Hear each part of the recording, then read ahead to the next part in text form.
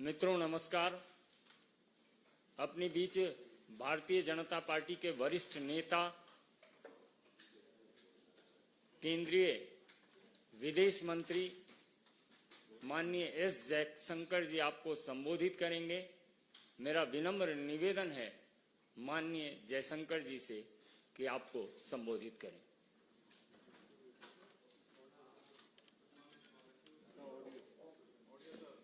Good morning to all of you. I know it's a little bit early, so thank you for making the effort. Today's press conference is about the Kachativu issue and also the situation of Tamil fishermen which arises from it. Now, maybe all of you may not be completely familiar with Kachativu, the whole problem. So let me first explain what the issue is, and then I want to tell you today what has really transpired, which has created the issue, and why that issue is today relevant to all of us. Why are we debating it today? In 1974, India and Sri Lanka, in June 1974, concluded an agreement where they drew their maritime boundary. And in drawing the maritime boundary, Kachativu was put on the Sri Lankan side of the boundary. This agreement of 1974 had three other clauses. One clause which said that each country shall have sovereignty and exclusive jurisdiction and control over the waters. The second clause, Article 5, it gave to Indian fishermen that they will continue to access Kachativu as hitherto and will not be required to obtain travel documents. And the third one, that the vessels of India and Sri Lanka will enjoy in each other's waters such rights that they have traditionally enjoyed. So this was the agreement which was reached in 1974 in June. Now when this agreement was presented before Parliament, the then Foreign Minister, Shri Ji, he actually assured the Parliament, and I am reading his words, I feel confident that the agreement demarcating the maritime boundary in the Pork Bay will be considered as fair, just and equitable to both countries.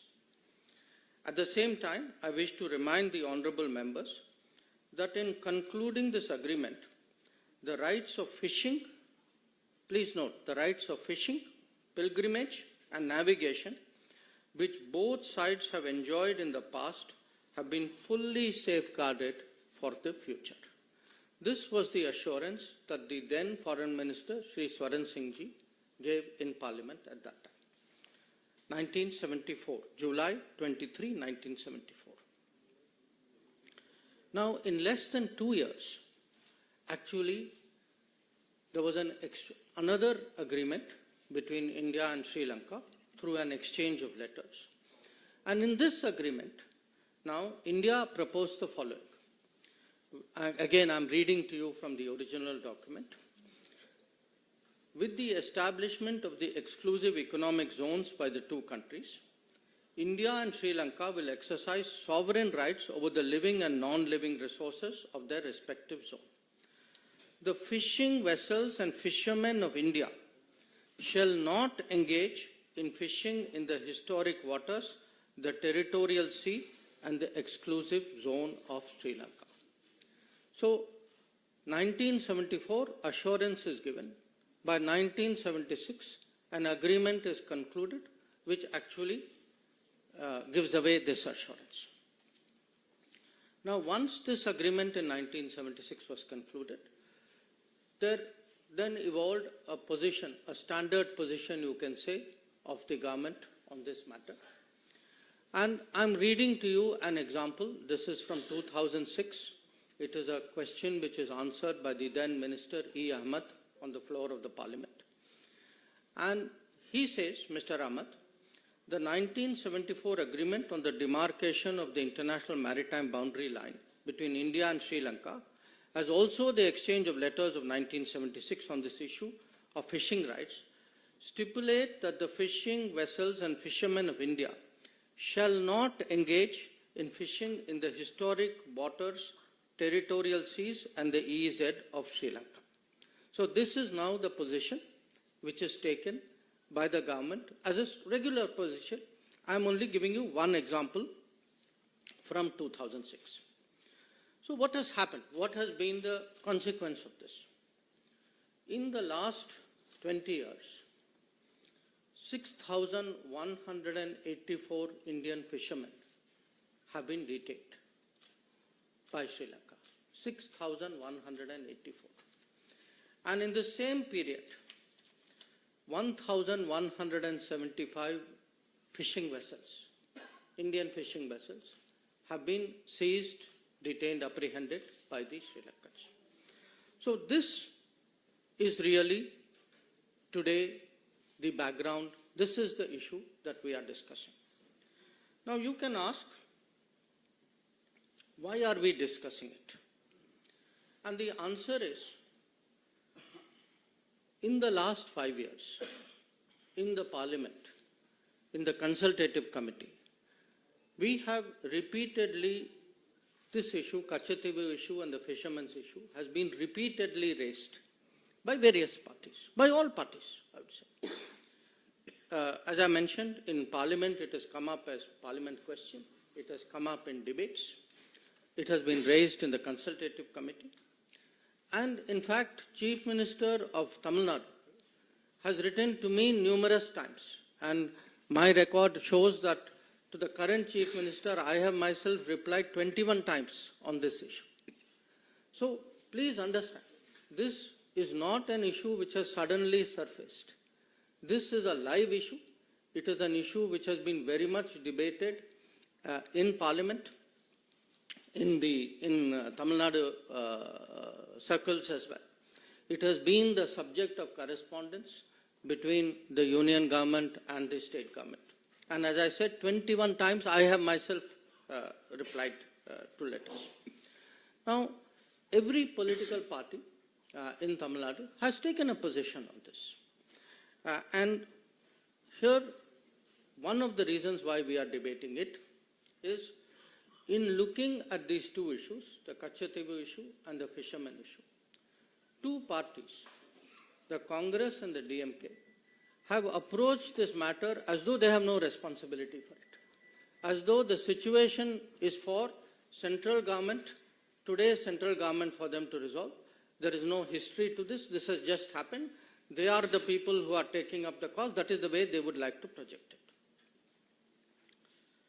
So the purpose of the press conference today, why I am talking to all of you, is we believe that the public has a right to know.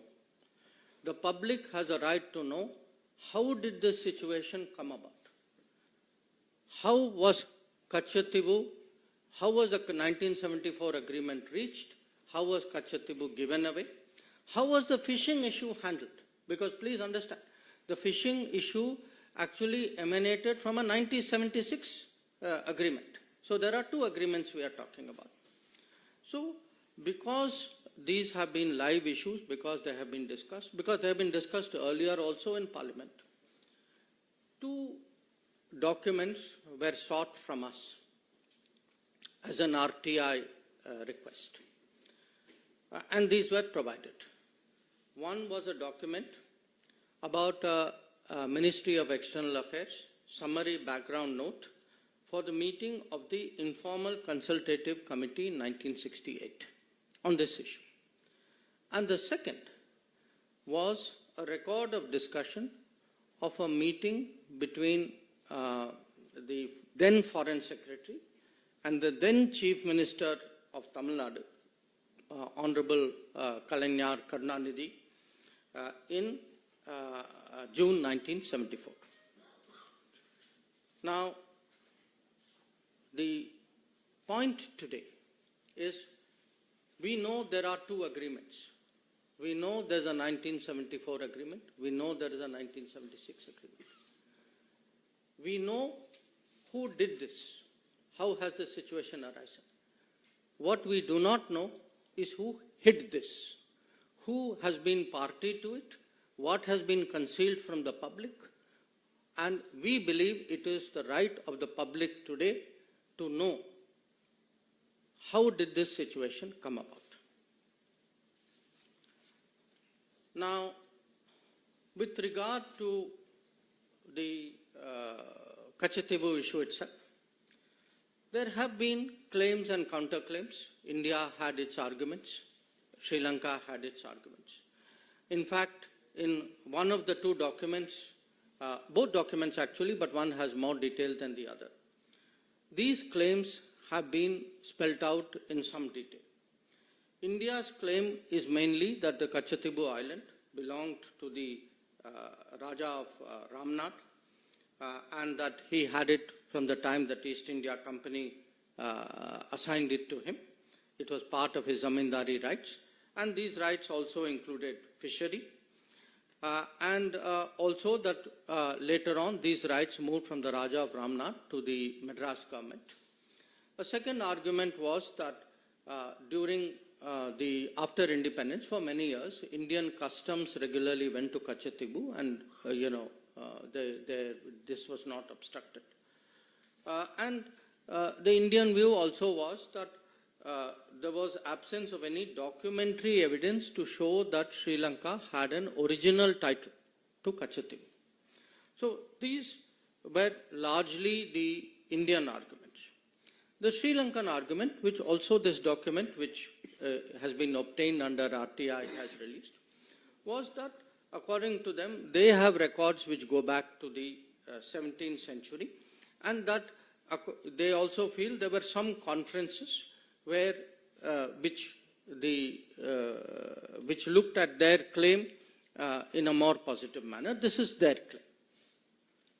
Now, what actually happened on Kachatibu was, after both India and Sri Lanka became independent, there were issues between the military of the two countries about using this island.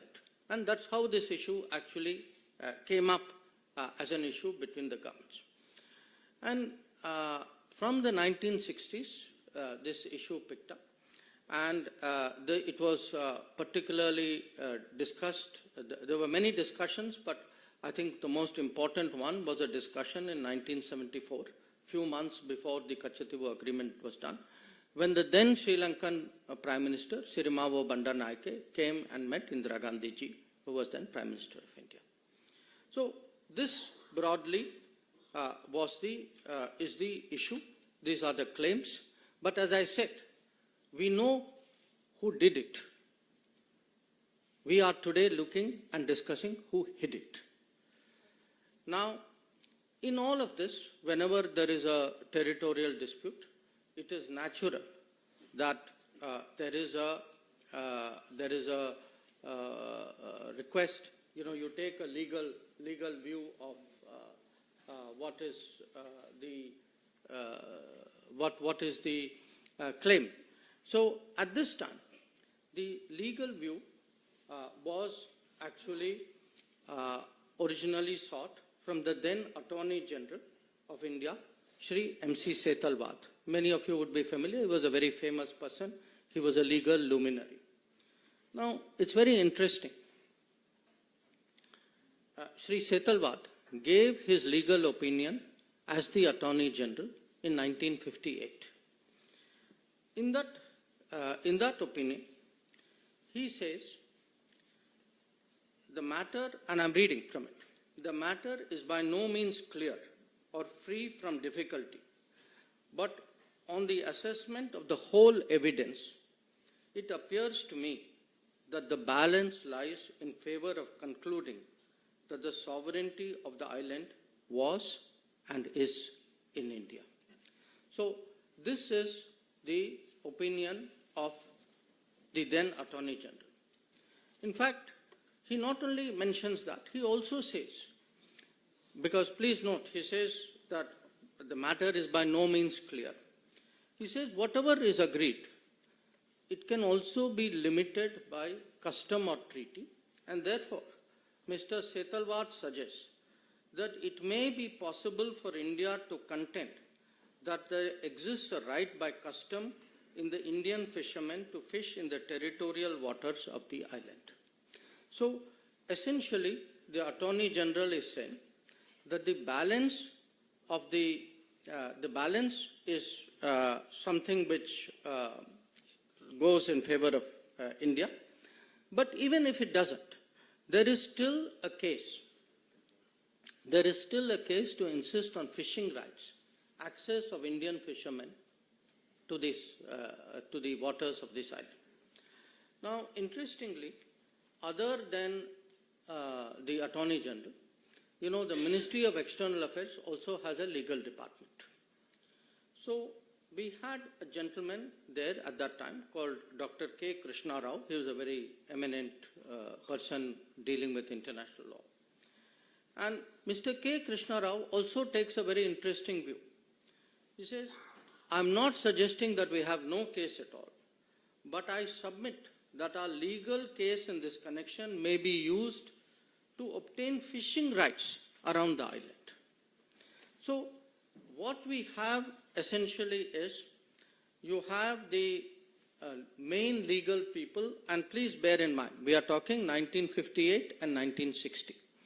The main people actually saying, look, we have a case, it may not be 100% case, we don't know where this case may go, but at least we should insist minimum that we should get fishing rights.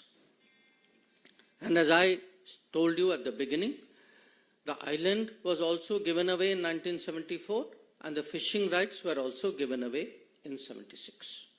And whether in 74 itself, was there any sincere effort to press for fishing rights? I think I'll leave it to you to conclude, because 1976 shows otherwise. Now, if this is the situation, you will ask, how did this happen? Now, how did this happen has many aspects to it. One, and perhaps to me the most basic, I would say recurring one, is actually the indifference shown by the central government, by the prime ministers of the day then, about the territory of India. That fact is, they simply did not care. And to demonstrate that, I think if one looks at, again, this is there in one of the documents of the released under RTI. This is an observation by the then Prime Minister Jawaharlal Nehru in May of 1961. He says, he writes, I attach no importance at all to this little island, and I would have no hesitation in giving up our claim to it. I do not like matters like this pending indefinitely and being raised again and again in Parliament. So, to Pandit Nehru, this was a little island. It had no importance. He saw it as a nuisance. Why are people bringing it up again and again in Parliament? So, for him, the sooner you give it away, the better. Now, you can say, okay, this was Pandit Nehru's view. Now, I want to read to you. Actually, this was not just Pandit Nehru's view. This view continued on to Indira Gandhi ji as well. So, it's very interesting. If one goes through the records of Parliament, we are now looking, I'm fast forwarding it to the time when Kachatibu agreement is done. There is a member of Parliament called G. Vishwanathan from Tamil Nadu. And he says, this is I'm quoting from Parliament records, we are worried about Diego Garcia, thousands of miles away from Indian territory, but we are not worried about this small island. When we speak of it, the Prime Minister, he's talking about Indira Gandhi ji, the Prime Minister is said to have remarked in the AICC meeting that this is a little rock. I am reminded of those days when Pandit Nehru called about our northern boundary as a place where not a blade of grass grew. I would like to remind the Prime Minister that after this historic statement by Prime Minister Nehru, Pandit Nehru never regained the confidence of the country. This is going to happen to the Prime Minister when she says this is only a little rock and that there is nothing to worry about the territories of our country.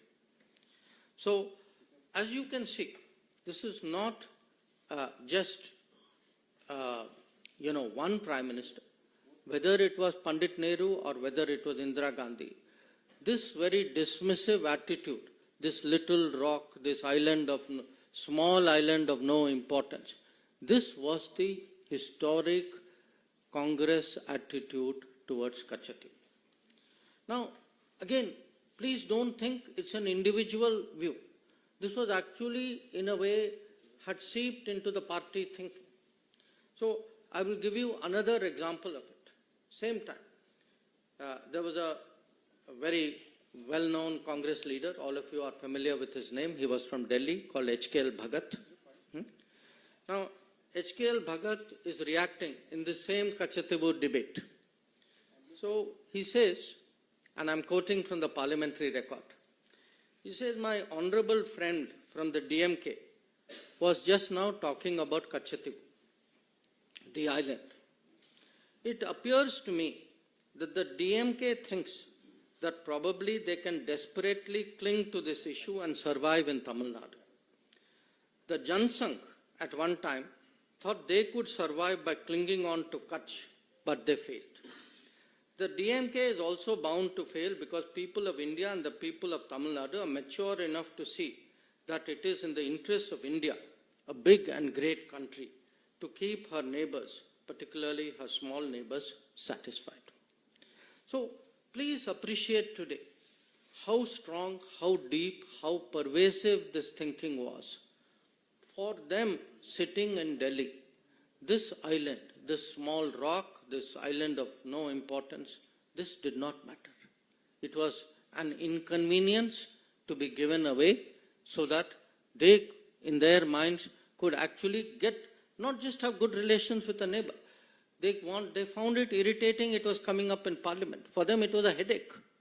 So, they saw the territory of India. And when someone says Jaishankar also had the same view, yes, there were parties for whom every millimeter of Indian territory mattered.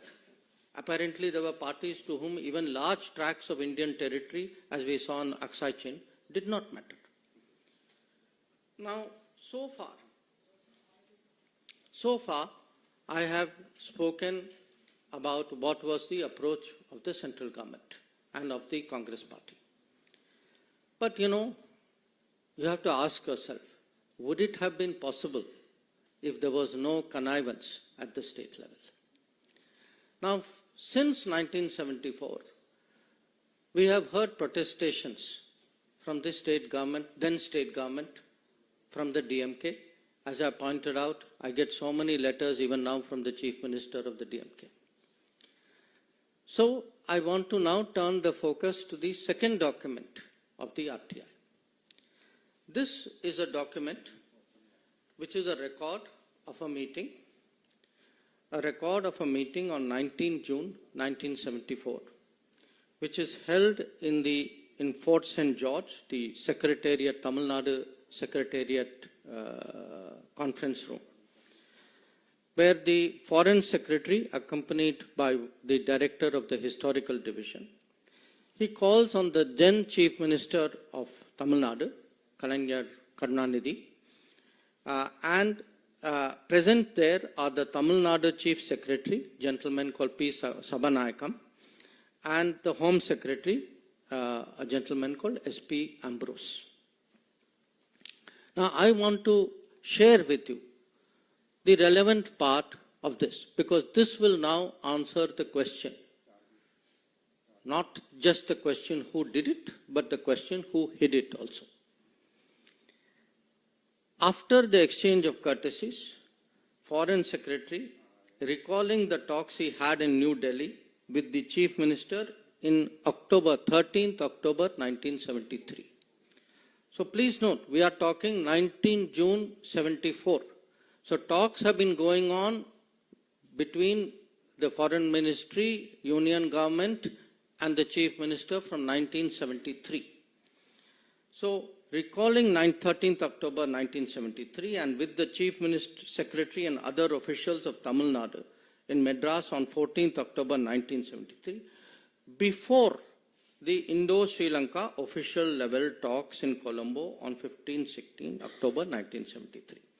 So, the key point is, 1 year before the Kachativu agreement, already then Union government and then state government led by DMK were already, the Chief Minister, up to the level of Chief Minister, were already discussing this agreement, and they are discussing this agreement before they actually go into talks with Sri Lanka.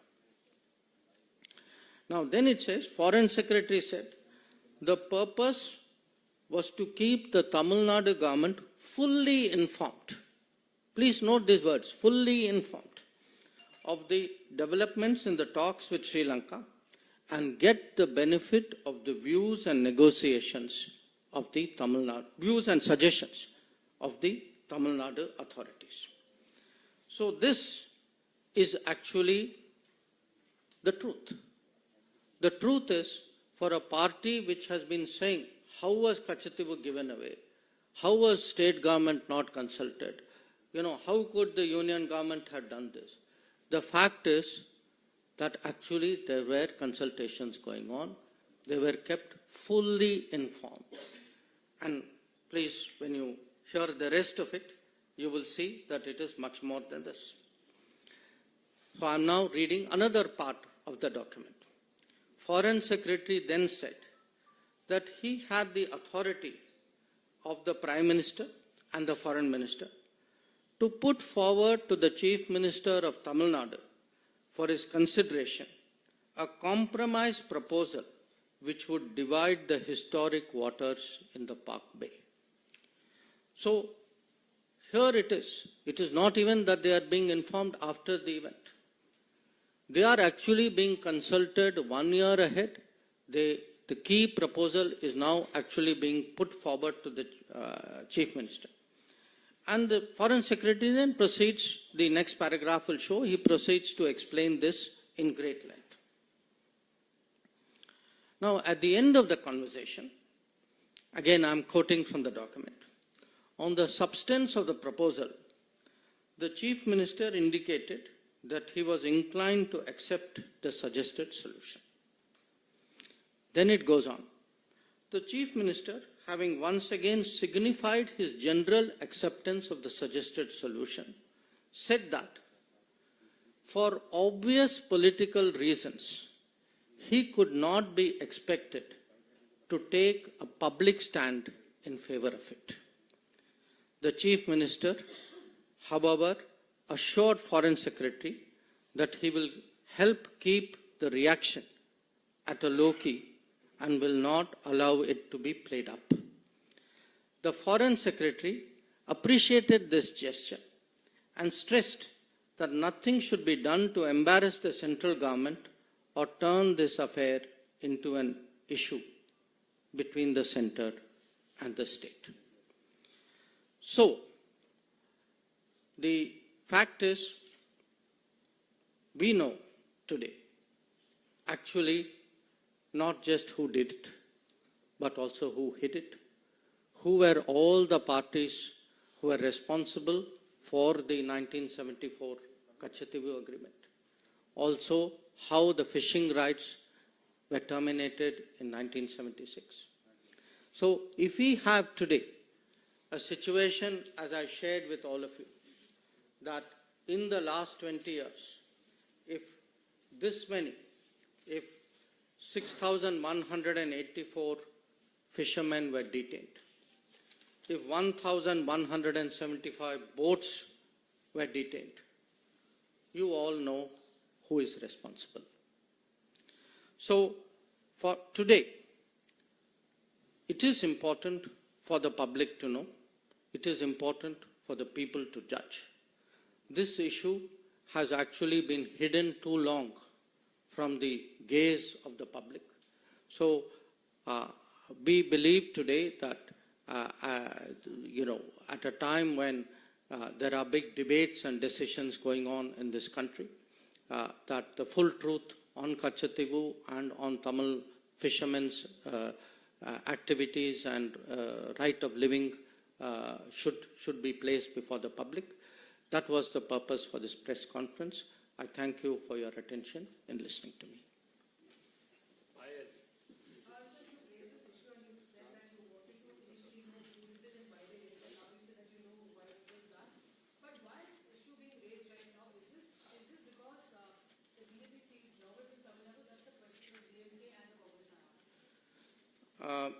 Payal, no, I don't think it is a question of feeling nervous. On the contrary, I think anybody who has seen the Prime Minister's road shows will see the upsurge and the enthusiasm in Tamil Nadu.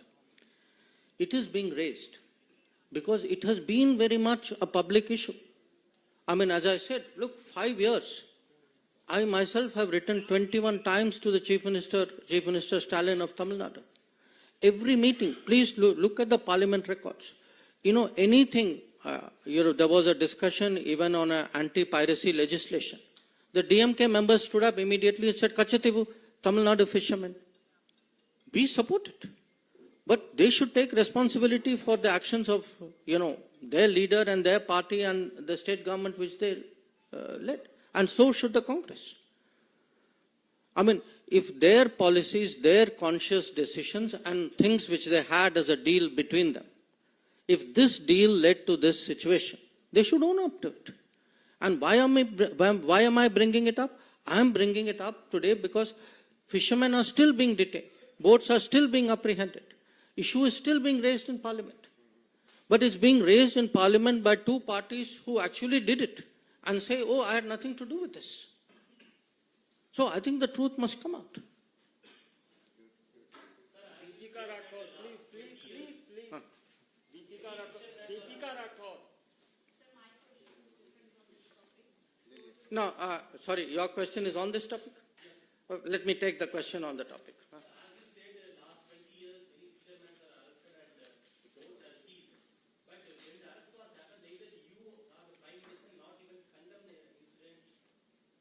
No. Excuse me. Whenever there was an arrest, how do you think the people got released? They got released due to our efforts.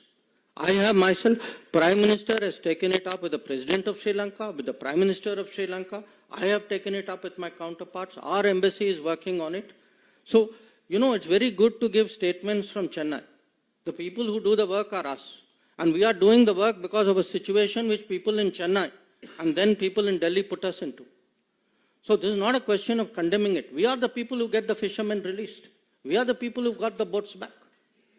So let's get the record straight. So please.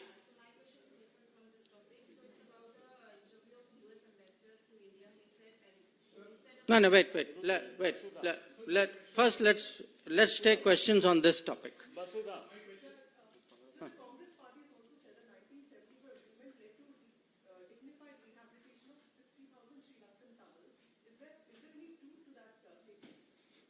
I think if you look at the 1974 agreement, that agreement there's nothing in that agreement which shows that there is any other benefit other than what is there in the agreement. See, what is very troubling? What is troubling is, okay, there was a 1974 agreement. You know the controversy about that. You all know that this matter has gone to Supreme Court. It is sub judice out there. Then, after giving assurance in 1974 that nothing has actually changed, in less than 2 years, actually the fishing rights change. Okay. Then, now two things have happened. After that, to pretend that I have nothing to do with this, that somehow the government of the day has to deal with it. I mean, this gentleman is asking me why Prime Minister and you have not condemned it. Look at the people who created the problem in the first place. They are washing their hands of it as though they had nothing to do with it. We are the people who today are facing the consequences and trying to help the fishermen of Tamil Nadu. Sir, the economic impact, almost 50 years, 48 years to be precise, since actually this happened, this deal was signed. What has been the economic impact? And you have already talked about the boats and the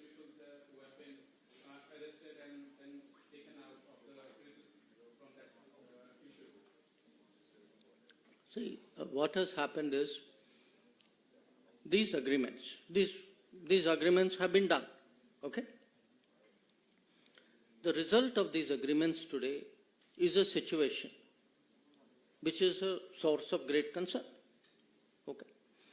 Now, what is important for people to know is how did this situation come about? Who is responsible for it? So that we can now find solutions. We have to find a solution. We have to find a solution to the livelihood pressures on Tamil Nadu fishermen.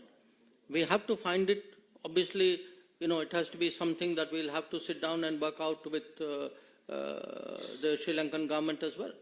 And in fact, we have made great efforts. On the contrary, we have tried to, this government has tried to support them through various schemes by giving them, support for longliners, which will take them further away into the sea, by trying to support the fishing industry out there, by trying, wherever there is an apprehension, by working out procedures and getting them back. So we have given, 100% support and more for the fishermen.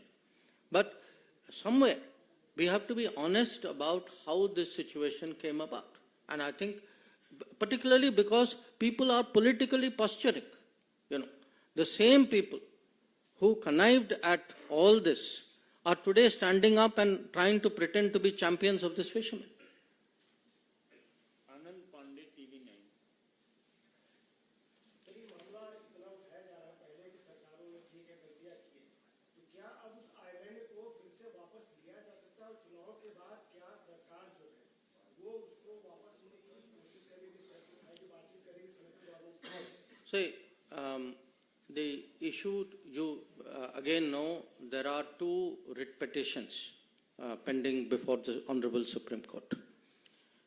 So when a matter is sub judice, nobody speculates on this matter. Today, the issue is how did we arrive at this point? Who has the responsibility? And who is hiding what? People should know. So what will happen in the future? I think, as I said, matter is sub judice. Mohit Bhatt, Times Now. Sir, today Prime Minister Narendra Modi has tweeted and he also attacked DMK on this issue. He has stated that DMK and Congress are on the same page when it comes to the giving away of Diu Island and how they only work for their family. And he has quoted reports that how then Chief Minister of Tamil Nadu Karnataka was taken into confidence by Indira Gandhi to give away this particular island. Mm-hmm. In fact, the Prime Minister is referring to exactly the matter which I have spoken about in great detail. The question of, the meeting which took place in June, the continuous contacts and the full information which was given to Tamil Nadu government from 1973 onwards. The fact that they were consulted before the talks, official talks took place with Sri Lanka. The fact that the Chief Minister was asked whether what was called the compromise solution was placed before him. The fact is he gave his assent to it. So all this is today a matter of public knowledge. So the reality stands, in the glare of sunlight, that the right to information has shown to the people of Tamil Nadu that actually the DMK very much connived with the Congress party in 1974 and thereafter in creating the situation which has happened. Sir, as you say, why the then Chief Minister Karnataka accepted to give the rights of Kachadipu to Sri Lanka? Is there any political pressure or is there any reason? You should ask DMK that question, no? Sir, do we have any updates on the number of Indians still left in the Russia today, Warsaw? In what? Russia today, Warsaw, because yesterday also. Oh, okay. So this is not, I'll come to your question. Anybody else on this question? Piyush Mishra. Huh. Piyush Mishra. Sir, now the Congress is saying as to why the government is stirring the exchange which took place between the two governments in 1974. In fact, P. Chidambaram, former Union Minister, has said, and I quote, he says, the area of Kachadipu is 1.9 square kilometers. It was Indira Gandhi who rescued 6 lakh Sri Lankan communities and gave them freedom and a new life. How do you see? No, I think, frankly, this is a cover-up for something which was done. You know, if there was any such consideration, we would see it in the records. The record is very clear. What does the record say? The record says Pandit Nehru said that this is a small island of no importance. The record says Indira Gandhi said this is a little rock which doesn't matter. First you say it doesn't matter. Now you claim that you actually got something for it. There's nothing to show that. So there's no doubt whatsoever that we are approaching the poll season. Through this press conference, through the documents that have been released, what is the message that the BJP is trying to give to the people of Tamil Nadu vis-a-vis political impact? No, look, I think it is important for the people of Tamil Nadu to know the truth about a very emotive issue on which the public has been misled for many, many years. The purpose, there is only one purpose for this press conference. That purpose is the public has the right to know. The public in Tamil Nadu particularly has a right to know about an issue on which there has been so much debate in the last 50 years. We need TV 18. Sir आपने बहुत अच्छे से इस मुद्दे को कच्चा TV का जो मुद्दा था उसे समझाया, लेकिन अब बीजेपी क्या चाहती है? कच्चा टीवी को वापस भारत में ले लेना चाहिए। बीजेपी का क्या विचार है? I have already answered that question. Huh? You already had two chances, please. Sorry? I think all of you are asking what I have already answered. The matter is sub judice before the Honorable Supreme Court. So let us do one thing. I think two of you had different questions. First, she asked first. Please allow me.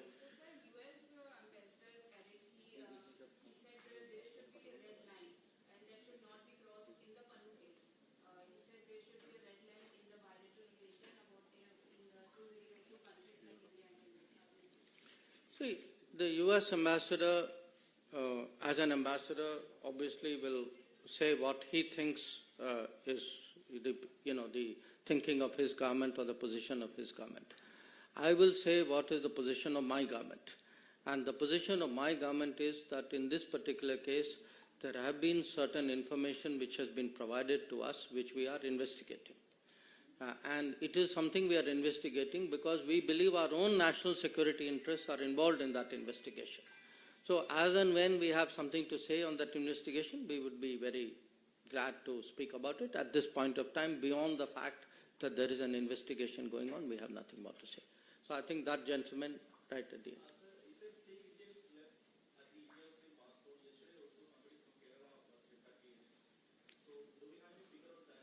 You know, I had the Ukrainian foreign minister in Delhi just 2 days, 3 days ago. And my understanding is, yes, there are some Indians, there are some people who are working there, some people who are studying there. There are different people who are doing different things. So there are some people who have chosen to go back. Again, I want to say, we had given advisories asking people not to put themselves at risk. I mean, that is our duty as a government. But there are people who have chosen to go back. But if there is any situation, see, the Modi Sarkar, through its entire record, wherever any Indian is under any trouble, we have always made it a point to ensure their security. So if there is somebody in a situation, my advice would be they should reach out to the embassy, and I'm sure the embassy would respond. Sorry? Yeah, I'll end with that. I think in that case, we have taken it up very, very strongly with the Russian government, and we are trying to get all these people back to India safely. Sir, the ambassador also said in the same interview about the 1 minute. amount of resources. There is a the MES spokesman does his weekly press conference. Please let him earn his salary also. So I think today the purpose of my press conference was on one issue. And once again, I thank you all for making the effort to come in the morning.